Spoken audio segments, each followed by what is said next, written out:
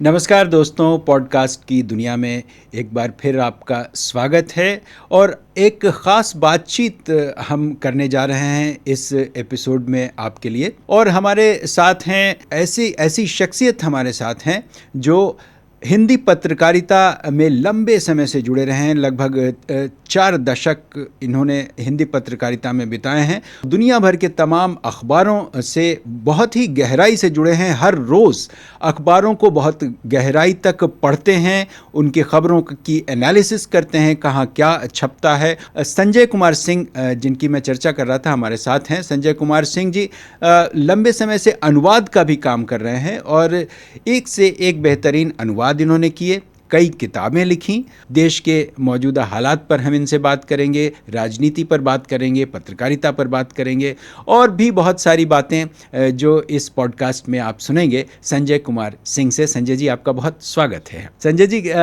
सबसे पहले हम यहीं से शुरू करते हैं कि जनसत्ता का दौर आपने देखा, जनसत्ता के समय की जो पत्रकारिता थी और आज इतने सालों में, हालांकि जनसत्ता अभी भी निकलता है लेकिन तब और अब में बहुत फ़र्क आ गया है। यहीं से शुरू करते हैं आज की बातचीत। पत्रकारिता का फर्क तो अपनी जगह है, वो तो है ही है। जी जी। लेकिन जनसत्ता का जो फर्क है वो उसकी तुलना नहीं, उसकी मतलब उसकी हम लोग कल्पना ही कर सकते हैं जो वहाँ था। जैसे आप भी आते जाते थे, मिलते थे, तो वहाँ जो लोग थे, जो माहौल था, वो अब अखबार तो क्या किसी दफ्तर में शायद संभव नहीं। जी। वहाँ सब तरह के लोग थे, सब अलग अलग विचारधारा के लोग थे, सब लोग आगे पीछे लिखते रहते थे, ऊपर नीचे छपते थे और सब लोग साथ काम करते थे और किसी में कोई शिकायत नहीं एक दूसरे से और कुछ नहीं। और सब माने पूरी आपस में तो सब स्वतंत्रता थी ही एक दूसरे से बात करने में। और दफ्तर में संपादक की तरफ से या कंपनी या बॉस की तरफ से भी था कि सब लोग अपनी अपनी अलग अलग विचारधारा पे लिख सकते हैं और ये वो। तो अब वो शायद संभव नहीं है। मतलब समाज पिछले 15-20 साल में ऐसा हो गया है कि अब तो भाई भाई की ना बने और भाई भाई को लड़ा दिया गया है या लोग लड़ रहे हैं, आप उसको जैसे देखिए।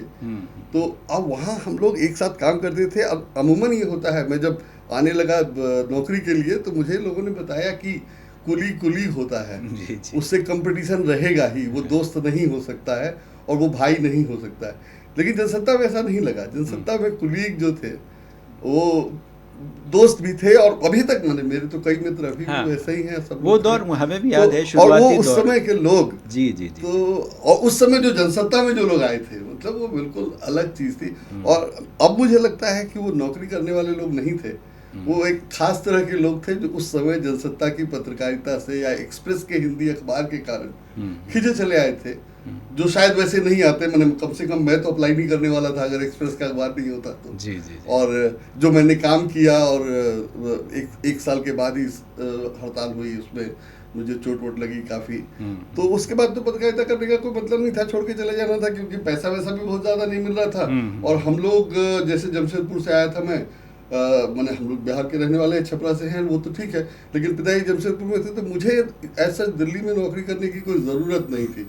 लेकिन जनसत्ता का माहौल ऐसा था कि मैं लगभग छोड़ के चला गया था।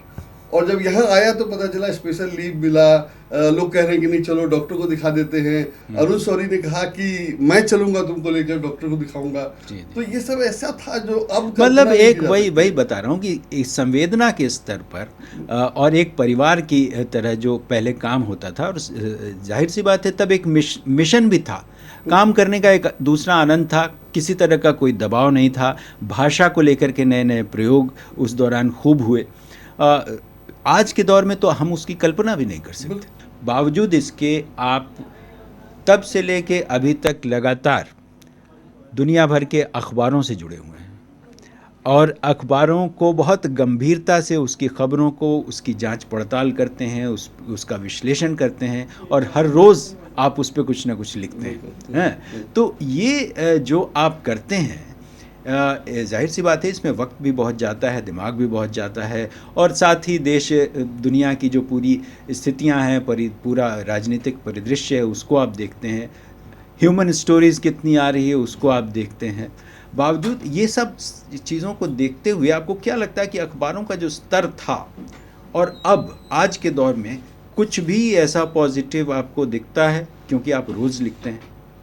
नहीं, अखबारों में कुछ पॉजिटिव जैसा तो कुछ नहीं है। अखबार एकदम कमर्शियल एस्टेब्लिशमेंट है, पैसे कमाने के लिए निकलता था और सिर्फ पैसा कमा रहा है।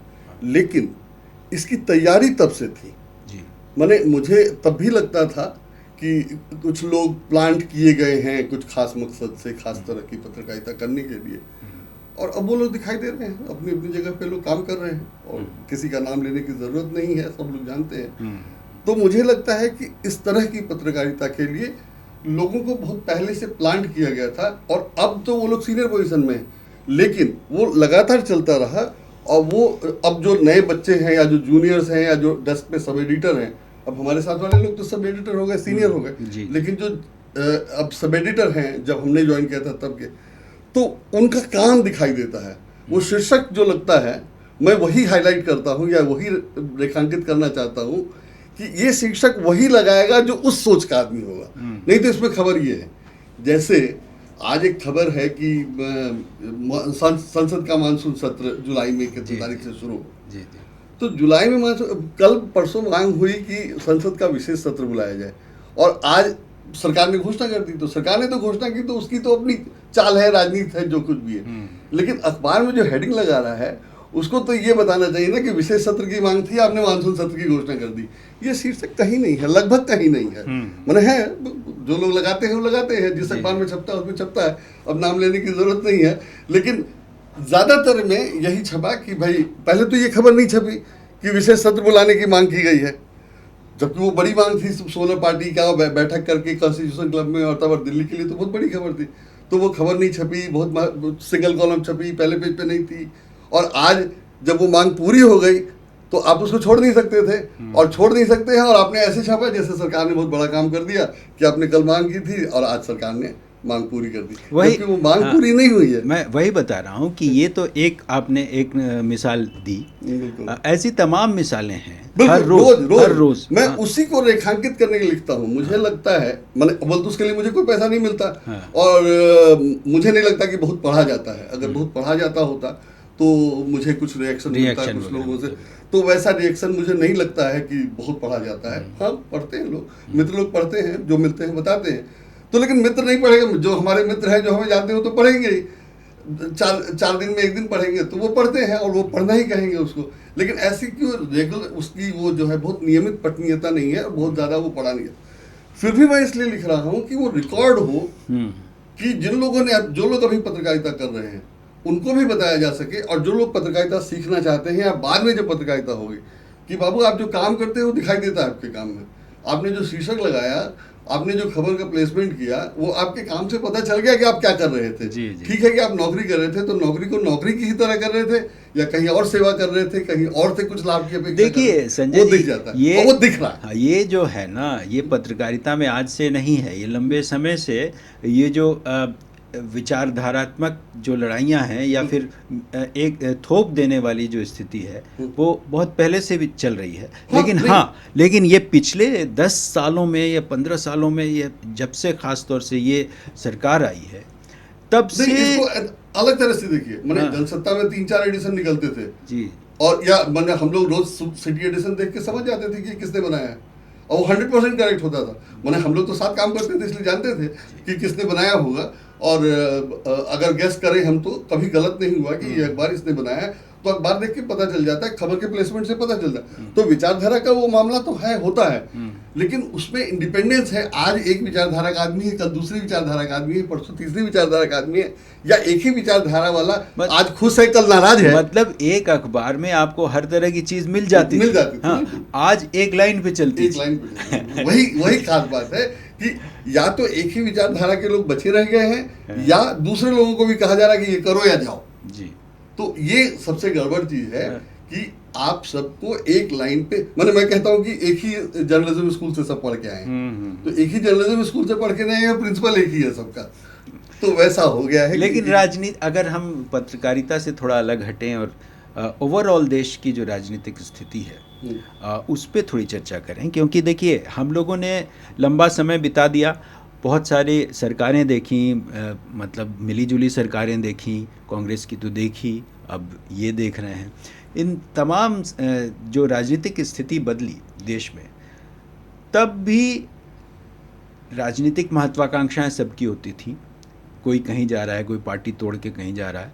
बावजूद इसके नैतिक स्तर पर जो नेताओं का जो अपना एक चरित्र होता था, वो कुछ इतना इस तरह से आज के स्तर पे तो नहीं दिखता कि एकदम दुश्मनी के लेवल पे जो चीज़ें चली आई हैं कि तुम अगर हमारा सपोर्ट नहीं करोगे तो बिल्कुल समझ लो कि हम तुम्हारा क्या कर देंगे टाइप। ये जो मतलब एक तरह से समझिए कि गुंडा एलिमेंट उसमें घुस गया है, ऐसा लगता है। बिल्कुल। तो आपको क्या लगता है ये जो राजनीतिक बदलाव नज़र आ रहा है वो क्या है, क्यों है? नहीं, वो मतलब उसका असली कारण तो यही है कि हिंदुत्व और हिंदुत्व का समर्थन। तो बहुत सारे लोग भिन्न कारणों से हिंदुत्व के लिए नरेंद्र मोदी का समर्थन कर रहे हैं। माने अगर मैं समझ रहा हूं कि वो देश के लिए कुछ नहीं कर रहे हैं, तो मैं क्यों मानूं कि मेरे साथ काम करने वाला या मेरी ही तरह पढ़ा लिखा आदमी नहीं समझ रहा होगा। तो वो अगर सपोर्ट कर रहा है नरेंद्र मोदी को, तो मुझे लगता है कि वो सिर्फ हिंदू या हिंदुत्व या संघ की विचारधारा का है, इसलिए समर्थन कर रहा है। वरना नरेंद्र मोदी ने जो कहा था या संघ की जो योजनाएं थी, उससे कुछ लोग गच्चा खा जाए 4, 5, 10 साल, ये तो समझ में आती है बात। लेकिन उसको आप कंटिन्यू कर रहे हैं और अभी भी कह रहे हैं कि मोदी जी बहुत अच्छे हैं और राहुल गांधी पप्पू है, तो ये बात पचती नहीं है। ये आपका बिना विचारधारा, माने मैं नहीं कहता कि राहुल गांधी बहुत काबिल हैं और बहुत ही इंटेलेक्चुअल हैं, लेकिन वो पप्पू भी नहीं है। और अगर राहुल गांधी पप्पू है तो नरेंद्र मोदी के बारे में सोचना पड़ेगा कि वो क्या है। तो लेकिन ये जो लोग उनके समर्थन करते हैं, जो उनके समर्थक हैं, वो अभी भी वैसे ही सपोर्ट कर रहे हैं और वो राहुल गांधी के अभी भी वैसे ही विरोध कर रहे हैं। तो ये काम का असर नहीं है, ये तो दिमाग में बैठा हुआ है और यह बैठा दिया गया ये है। जो इंजेक्ट किया गया, हाँ, जिस तरह से, जिस तेजी से चीज़ों को आपके अंदर बिठाया गया, परिवारों में दरार पैदा की गई, भाई भाई में डिवीज़न हो गया। इस समय जो समाज की जो स्थिति है, पूरा का पूरा ढांचा चरमराया हुआ है, लोगों की संवेदनाएं ख़त्म हो गई हैं। एक दूसरे सिर्फ इसलिए क्योंकि तुम ये नहीं मानते, तुम उसको नहीं समझते। ये जो चीज़ है, ये कितनी ख़तरनाक आज की तारीख में साबित हो रही है, ये अब हम सब लोगों के लिए चिंता का विषय है। तो नहीं, इसको मैं इसलिए खतरनाक कहता हूँ कि मुझे लगता है कि जो पढ़े लिखे लोग हैं, और वो सिर्फ हिंदुओं में नहीं, मुसलमानों में, हाँ, वो कट्टर नहीं है, तो उनको नहीं लगता है कि संस्कृत पढ़ना जरूरी है और हिंदी पढ़ना जरूरी है। मैंने अपने बेटे से कहा कि बेटा हिंदी तो पढ़ना ही चाहिए, हिंदी तो तुमको आना ही चाहिए। बोला अगर हिंदी में नहीं पढ़ूंगा और मुझे हिंदी ना आए तो नुकसान क्या होगा? तो वाकई में उसको कोई नुकसान नहीं बता सका। हाँ, तो ये तो है कि हिंदी अगर किसी को नहीं आता है तो उसको नुकसान ही नहीं है कोई। लेकिन जो लोग हिंदुत्व और इसकी बात कर रहे हैं, वो कह रहे हैं संस्कृत सीखो अभी। तो अगर आप संस्कृत सीखेंगे और अंग्रेजी नहीं सीखेंगे तो जो होना है वो होगा। तो उसमें आपके पास काम ही क्या बचेगा कि आप मस्जिद के आगे डीजे पे गाएंगे? आपके पास कोई काम ही नहीं है। आप अच्छी किताब नहीं पढ़ सकते, आपके पास टीवी पे देखने के लिए कुछ नहीं है। आपको रहना हिंदुस्तान में है, हिंदुस्तान में क्या मतलब हिंदी पट्टी में ही रहना है, आपको बेंगलुरु में मन नहीं लगेगा। तो इस तरह से जो खराब हुआ है वो वही खराब हुआ है जो खराब किया जा सकता था। तो ये माने दो भाइयों में एक भाई अगर कह रहा है कि नहीं हम हिंदुत्व को मानेंगे, और मैं कह रहा हूँ कि नहीं, मैं जब जनेऊ पहनता ही नहीं हूँ, सिखा रखता ही नहीं हूँ, तो मुझे क्या जरूरत है हिंदुत्व को मानने की? नहीं, पहले भी लोग मानते थे। कौन सा लोग हिंदू नहीं थे और कौन सा मुसलमान नहीं थे। वही मैं कह रहा हूँ। और एक घर में ही एक घर में ही एक जनसंघी था, एक कांग्रेसी था, अलग अलग लोग थे। लेकिन आप हाँ, आपस में फिर भी जब मिलते थे तो कम से कम मिलते थे, प्यार से मिलते थे, रिश्तों की गरिमा बची हुई थी। अब वो खत्म हो गई है। चलिए खैर, ये तो थोड़ी गंभीर चर्चा है इस समाज की। लेकिन देखिए क्या है, हम सब लोग, जैसे हम हैं, आप हैं, या बहुत सारे हमारे मित्र हैं, पत्रकारिता के अलावा, राजनीति के अलावा जीवन में बहुत सारी चीज़ें करते हैं। वक्त मिला तो कुछ, कोई खेलता है, कोई खाता है, बहुत सारे शौक़ होते हैं जो अब शायद उतना पूरा हो भी नहीं पाता। हम सबकी इच्छा होती है कि ऐसा हो। आपके क्या क्या शौक़ हैं वैसे? देखिए, मध्यम वर्गीय परिवारों में शौक तो बड़ा मुश्किल है कि शौक और शौक को कैसे पूरा किया जाए। तो मेरा शौक मतलब वैसे ही बना कि आप काम करते हुए क्या शौक है। पहले मैं क्रिकेट नहीं देखता था, उपन्यास नहीं पढ़ता, फिल्में नहीं देखता, तो शौक ऐसा कुछ था ही नहीं। क्यों नहीं थे भाई? फिल्में नहीं देखने, फिल्मों में कोई इंटरेस्ट बेटा पढ़ो पढ़ो पढ़ो। अरे पढ़ो का मतलब ये तो थोड़े कि आप बाकी कोई काम ही ना हाँ, करो। तो वो हो गया, वैसा ही हो गया। मुझे मैंने फिल्म में दिलचस्पी हुई नहीं।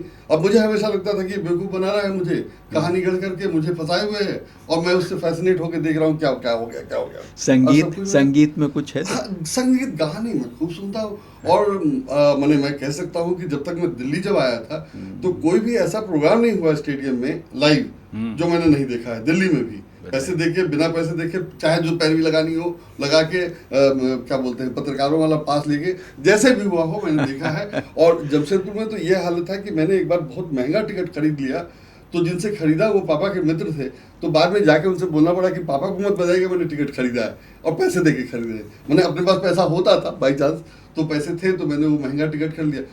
शायद कल्पना अय्यर का शो था, तो बड़ा महंगा टिकट था, बहुत बढ़िया। उस समय के एयर कंडीशन स्टेट ऑडिटोरियम में हो रहा था, मुझे याद नहीं कितना टिकट था, लेकिन उस समय बहुत पैसा लगा। लेकिन वो तो तब की बात है, मैं अब की बात कह रहा हूँ। अब तो आप वो है, लेकिन वो चीज बची हुई है ना। लाइव प्रोग्राम देखने का उसके बाद वो बना नहीं, मैंने समय नहीं जैसे होता था। लोग शाम को थिएटर देखने चले गए, कभी वीकेंड में कोई नाटक देख लिया। नहीं, मैं घर में बैठ के आराम से गाना सुनता हूँ। और मेरा अभी भी ये है कि एक कमरे में एक प्रोजेक्टर हो, एक म्यूजिक सिस्टम हो, और 10-20 तरह की कुर्सियाँ हों, 10-20 तरह की कुर्सियाँ हों, कभी इस पे बैठ के, कभी उस पे बैठ के मैं पढ़ूँ, टीवी देखूँ, गाना सुनूँ, और चलता रहे। उसमें मैं क्या कर रहा हूँ मुझे भी पता नहीं हो। तो ये मेरा शौक है, या अगर कभी पैसा होगा तो मैं वो करना चाहूँगा। लेकिन अभी मैं करता वही हूँ कि कभी टीवी भी चल रहा है, मैं किताब भी पढ़ रहा हूँ, और इधर कंप्यूटर पे कोई यूट्यूब पे कुछ चल रहा है, तो मैं तीनों में क्या कर रहा होता हूँ पता नहीं, लेकिन तीनों देख रहा हूँ होता हूँ सब में। तो लेकिन बहुत स्पेसिफिक नहीं है कि मैं यही करूँगा, इसी को देखूँगा, इन्हीं का गाना सुनूंगा, इन्हीं की फिल्म देखूँगा, ऐसा कुछ नहीं है। फिल्म से मेरा मतलब है यूट्यूब पे जो आजकल प्रोग्राम आते हैं वो सब। कमर्शियल फिल्म्स मैं नहीं देखता। खाने पीने का तो शौक आपको होगा ही। हाँ, खाने वो तो आपकी सेहत को देख के लग रहा है। खाने का तो ये है कि जब मैं जनसत्ता में था, तो 3 से 9 की ड्यूटी होती थी, या 6 से 12 की ड्यूटी होती थी, तो रात का खाना तो मेरा जामा मस्जिद करीब में ही होता था, महीने में 20 दिन तो जरूर। तो वो सब अभी तक उसी का जमा है, वही घी तेल चर्बी है। तो अभी भी मैं करीब कहीं देखूं तो रुक ही जाता हूँ, मतलब उसको क्रॉस नहीं कर पाता बिना वहाँ रुके खाए। हाँ, नहीं वो तो खैर देखिए, तो खाना उसमें भी है कि मेरा कि बहुत ज्यादा नहीं है कि नॉनवेज खाना है तो सबको आजमाना है, वो नहीं है। करीब में गए, बिना मेनू मांगे, अपने 2-3 स्पेसिफिक आइटम है वो ऑर्डर खा के चले।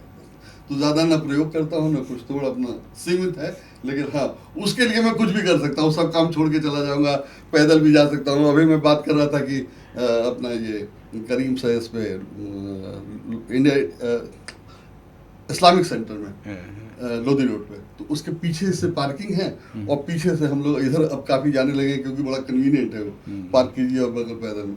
तो मैं सोच रहा था कि वहीं घर ना मिल जाए किराए पे। तो इस हद तक खाने का है कि मगर मुझे वहाँ घर मिल जाए तो मैं वहीं रहूँ और रोज सुबह शाम वहीं खाना खाऊँ। दिल्ली पे बात करते हैं। आप दिल्ली में रहते हो, बहुत साल हो गए आपको। जमशेदपुर से आपको दिल्ली आए कितने, करीब 35 साल तो 87 में ज्वाइन किया था मैंने। हाँ, तो 87 की जनवरी में। तो आप समझिए 37-38 साल हो गए। 38 साल हो गए। तो इतने सालों में दिल्ली में भी बहुत सारे बदलाव आए, बहुत सारी चीज़ें बदली।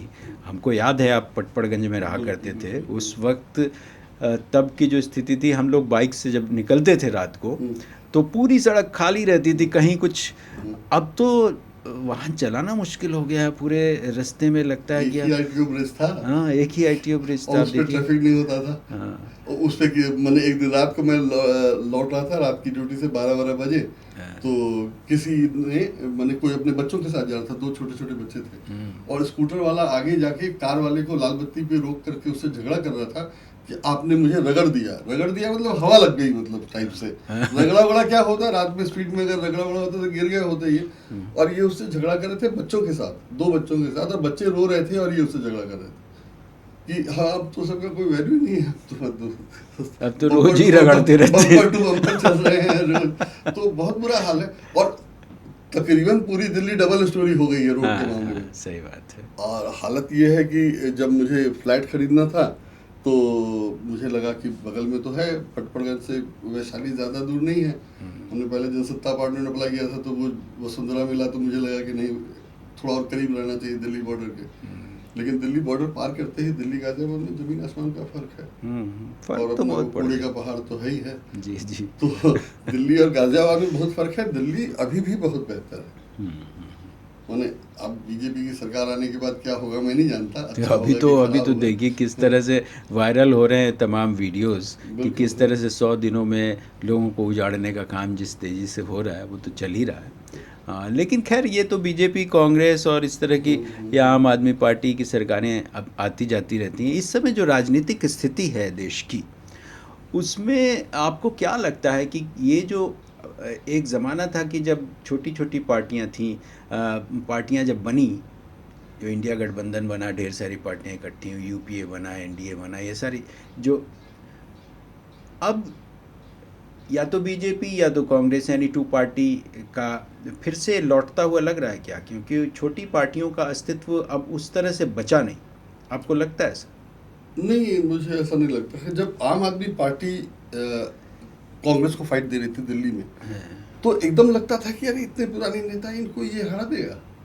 और हुआ, वो हराया। माने जिन लोगों ने कांग्रेस के दिग्गजों को हराया, तमाम बड़े बड़े नेताओं को, पुराने स्थापित सब लोगों को आम आदमी पार्टी के जिन लोगों ने हराया, वो कंपैरेटिवली पॉलिटिकली बहुत नए लोग या कमजोर लोग थे। हाँ, नए लोग थे। उन सब लोगों ने हराया। लेकिन वो बीजेपी वालों को नहीं हरा सकते। और वो इसलिए नहीं हरा सकते कि वो पॉलिटिकली ये मजबूत है या वो कमजोर है। तो बीजेपी की पॉलिटिक्स ऐसी हो गई है, या बीजेपी ऐसी पॉलिटिक्स कर रही है कि आप उससे सिर्फ पॉलिटिकली नहीं लड़ सकते हैं। माने एक तो लेवल प्लेइंग फील्ड नहीं है, और बाकी सारी बातें ईवीएम से लेकर के वोटर लिस्ट में नाम वाम जो सब करता है, तो बीजेपी वो सब कर रही है, करती रही है। और अब जो है, अगर नया आदमी आएगा किसी और पार्टी में, तो वो बीजेपी से सकेगा नहीं। और कोई भी पार्टी किसी क्रिमिनल को क्यों सह दे या बढ़ावा दे, बीजेपी को इसमें कोई दिक्कत नहीं। लेकिन हर पार्टी को तोड़ने में कहीं ना कहीं संघ परिवार का हाथ तो रहा है ना। बिल्कुल बिल्कुल बिल्कुल। मैंने आम आदमी पार्टी के मनीष सिसोदिया अगर नहीं टूटे तो अभी भी उनके खिलाफ जांच चल रही है, और मामला क्या है तो सब लोग जानते हैं।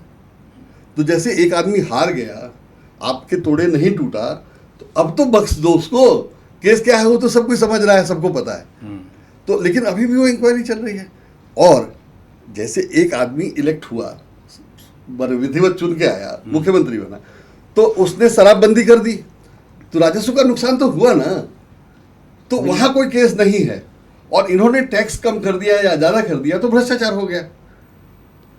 तो आपने शराब बंद कर दी, और वहां भी तो अवैध बिक ही रहा है, तो अवैध रूप से कमाई हो रही है। और यहाँ आपने टैक्स कम कर दिया तो जो भी था वैध था। तो चलिए यहाँ भी रिश्वत ले ली गई, तो वहां नहीं ली गई है, ये बिना जांच किए कैसे पता चल जाएगा? बिल्कुल, चाहे बिहार हो चाहे गुजरात। तो लेकिन जांच केवल जो भाजपा का विरोधी है उसका होगा। अगर नीतीश कुमार नहीं बीजेपी का सपोर्ट करेंगे तो शायद गुजरात बिहार में भी जांच। लेकिन ये स्थिति तो ये बहुत गड़बड़, बहुत गंभीर स्थिति है। और इसमें यह है कि आप हम जो भी पॉलिटिक्स में, जैसे अब मैं नौकरी कर लिया, मुझे नौकरी करने की जरूरत नहीं है, मैं आराम से इलेक्शन लड़ सकता था। लेकिन लड़ करके फिर वो तो, अगर आप काम करेंगे तो मनीष सिसोदिया बनेंगे, और नहीं तो आप कुछ कर ही नहीं सकेंगे। मैंने मनीष, अभी मैंने पढ़ा है, दो तीन दिन पहले खबर छपी थी कि क्लासरूम जो वो बनवाए उसकी इंक्वायरी हो रही। भाई, एक मंत्री इतना काम किया, उसने इंटरनेशनल लेवल पे नाम हुआ, रिजल्ट आया, और उसने अगर कक्षाएं बनवाई और उसमें पैसा ज्यादा खर्च हो गया, मतलब अगर खाया है, आपके पास बरामद हुआ तो फांसी पे टांग दीजिए, कोई दिक्कत नहीं है। लेकिन यही ना आरोप है कि उन्होंने ज्यादा पैसे खर्च कर दिए। तो एक तो होगा कि अच्छा बनवाया, और अच्छा बनवाया तो ज्यादा पैसे खर्च किए। चलिए आप वो नहीं मानते, मैं भी मान लेता हूं कि उन्होंने पैसे ज्यादा खर्च कर दिए, लेकिन वो अपने लिए नहीं खर्च किए। वो क्लास बनना था, सरकारी काम था, तो ज्यादा ले लेता। हम भी देने वाले से जब मैं अनुवाद करता हूं तो देने वाला कौन है उसी हिसाब से पैसे बताते हैं। इस हिसाब से थोड़ी बताते कि मुझे कितना मेहनत करना है, कौन करवा रहा है, कोई नहीं। अच्छा, ये बताइए संजय जी कि आजकल यूट्यूब का बड़ा ज़बरदस्त ज़माना है। आपने देखा, वैकल्पिक मीडिया की हम लोग अक्सर बातें करते हैं, क्योंकि मेन स्ट्रीम मीडिया तो अब ख़त्म है वैसे देखिए तो। हाँ, वो उसके बारे में अब बात करने का कोई मतलब रह भी नहीं गया है। लेकिन जो यूट्यूब पे जिस तरह से ऑल्टरनेटिव जर्नलिज्म का एक प्लेटफॉर्म बना, तैयार हुआ, और धीरे धीरे मजबूत भी हो रहा है। तो इसका असर हमारी भारतीय राजनीति पर पड़ेगा, लोगों के जीवन पर पड़ेगा, सोच पर पड़ेगा। इसका मतलब इसको किस तरह से देखा जाना चाहिए, ये जो नया ये आया है? इंडिपेंडेंटली काम करने नहीं दे रहे। हाँ। माने मुझे जो दबाव है उसमें जो लोग काम कर रहे हैं वो भी कितना इंडिपेंडेंट हैं और कितना इंडिपेंडेंटली स्टोरी कर पा रहे हैं। जैसे मैंने बहुत सारी स्टोरी सजेस्ट की बहुत सारे मित्रों को, और मैं हमेशा कहता हूँ कि बहुत सारी स्टोरी का फॉलो अप नहीं हो रहा है। तो एक तो यूट्यूब के आपके पास साधन सीमित है। मैंने रवि हमेशा कहते हैं कि अगर हम अपने से घर से काम कर रहे हैं या हमने एक नई दुकान शुरू की है, मैं दुकान ही कहूँगा उसको, तो उसमें साधन सीमित है, आपके पास स्टाफ सीमित है, सब कुछ सीमित है, और चिंता चुनौती सामान्य चैनल से बहुत ज़्यादा, कई गुना ज़्यादा। तो आप इंडिपेंडेंटली काम नहीं कर सकते। अगर इंडिपेंडेंटली काम नहीं कर सकते तो आप वही स्टोरी कर रहे हैं जो आप कंफर्टेबली फ्रीली कर सकते हैं। तो उसको कितना देखा जाएगा, और देखा जा रहा है तो जा रहा है, ठीक है, चल रहा है, और आपका काम चल रहा है, आप काम कर रहे हैं, आपको पैसा आ जा रहा है, लेकिन आप कुछ जर्नलिज्म नहीं कर पा रहे हैं वहाँ, क्योंकि करने नहीं दिया जा रहा है। जिस ढंग से अच्छी अच्छी स्टोरी को शिकायत करके ब्लॉक करवाया जाता है यूट्यूब से, और जो सब चल रहा है, तो उसमें तो काम करना बड़ा मुश्किल है। मैंने शुरू किया था करना, तो मैं एडिटिंग खुद नहीं करता, तो मुझे थोड़ी दिक्कत थी। लेकिन फिर मुझे लगा कि मैं इस उम्मीद में कि हाँ बाद में मैं सेल्फ इंडिपेंडेंट हो जाऊंगा, पैसे आने लगेंगे, मेरा खर्चा निकल जाएगा, लेकिन उससे पहले ही अगर सब कुछ झंझट मुकदमा हो गया तो कौन झेलने जाएगा, क्या जरूरत पड़ी है? नहीं, देखिए, ये तो इंडिपेंडेंटली कोई एक इंडिविजुअल अपने तरीके से तो उस तरह से काम कर ही नहीं सकता, जैसे एक बड़े संस्थान है वो तो कर भी नहीं सकता। हाँ, बस ये है कि विजन का सवाल है, कि सवाल अगर उस विजन से काम हो रहा है, छोटे स्तर पे ही सही, लेकिन धीरे धीरे करके चीज़ें बनती हुई नज़र तो आ ही नहीं है। कहीं ना कहीं लॉन्ग टर्म में हो सकता है कि मुझे ऐसी उम्मीद नहीं। जैसे मुझे याद है कि अरुण शौरी ने कहा था कि स्टोरी क्या है, तमाम खोजी पत्रकारिता सब लोग फाइल दे जाते हैं, रिसेप्शन पर रख जाते हैं, फ़ोन आता है और हम स्टोरी लिख देते हैं। बेसिकली अरुण शौरी और गुरुमूर्ति की पत्रकारिता, जो भी कांग्रेस का विरोध हो और जो हो, वो वही था कि लोग फाइल दे जाते थे और हाइलाइटर से लगे रहते थे उसमें, और सब हम लोगों ने देखा है, और उस पर खबर लिखी जाती थी। और अरुण शौरी के बारे में उदय शर्मा ने कहा था कि is a very good reference section chief. तो यही था कि आपके पास सारी फाइलें आ गई, आपने उसको बहुत बढ़िया से लिख दिया। चलिए, बहरहाल तो वो तो आसान था। अब आपको कोई फाइल दे जाए तो आप स्टोरी नहीं कर सकते, आपको 4 बार सोचना पड़ेगा। मतलब चुनौतियां बहुत बढ़ गई हैं, और उसमें फंसाया भी गया है। हाँ, कि आपको फाइल जो दे गया उसमें कुछ ऐसी जानकारी थी कि आपने यूज कर लिया और वो गलत थी, और पता चला कि वो आपको फंसाने के लिए दिया गया। तो दोनों हो रहा है। तो अब इसलिए मुझे कोई फ्यूचर नजर नहीं आ रहा है इसमें। ये नहीं कह रहे कि कल को पत्रकारिता बहुत अच्छी हो जाएगी। पत्रकारिता का जो कबाड़ा कर दिया गया है वो अब इसको संभालने में बहुत टाइम लगेगा, और कोई सरकार वो आज़ादी नहीं देगी अब जो कांग्रेस ने पहले दे दी। तो अब तो जमने में भी बहुत टाइम लगेगा, और कोई क्यों ये सब करने जाए, उससे बहुत कम मेहनत में पैसा है। हाँ, नहीं, देखिए, पैसा तो एक अलग चीज़ है, और आज ये बात सच है कि हर आदमी पैसे के लिए भी काम कर रहा है। नहीं, अगर लेकिन राय अच्छी पत्रकारिता कर रहे थे तो उनको मिला क्या है? मतलब हम लोग उसको अच्छी कहते हैं, जो नहीं मानता वो ना माने, लेकिन हम लोग उसको, मैं तो उसको अच्छी पत्रकारिता, उन्होंने अच्छी पत्रकारिता की, अपना एस्टेब्लिशमेंट किया। वो कहते हैं कि बिना गलत किए कैसे इतना बड़ा संस्थान हो जाएगा, तो वो सब ठीक है, लेकिन कोई केस तो नहीं था, कुछ साबित तो नहीं हुआ, लेकिन उनको परेशान किया गया, और अंततः उनको अपना चैनल बेचना पड़ा या उनसे छीन लिया गया। आप उसको जैसे देखिए। तो इसलिए अब कौन उतना बड़ा, हाँ, लेकिन फिर भी संजय जी, हम लोग मतलब ये मान के नहीं चल सकते कि आने वाले वक्त में पत्रकारिता एकदम से ख़त्म हो जाएगी, या फिर उसका एक नया स्वरूप बन रहा है। और हो सकता है कि देखिए, समय बदलता है तो बहुत सारी चीज़ें बदलती हैं, तकनीक बदलने से बहुत सारी और भी, क्योंकि जब आपका चिंतन, स्वरूप, काम करने का तरीका, प्लेटफॉर्म्स, सब चीज़ें बदलती हैं, तो पहले हम आज भी तुलना करते हैं कि हम आज़ादी के पहले की पत्रकारिता से आज की तुलना करते हैं, लेकिन स्थितियाँ वो हैं नहीं।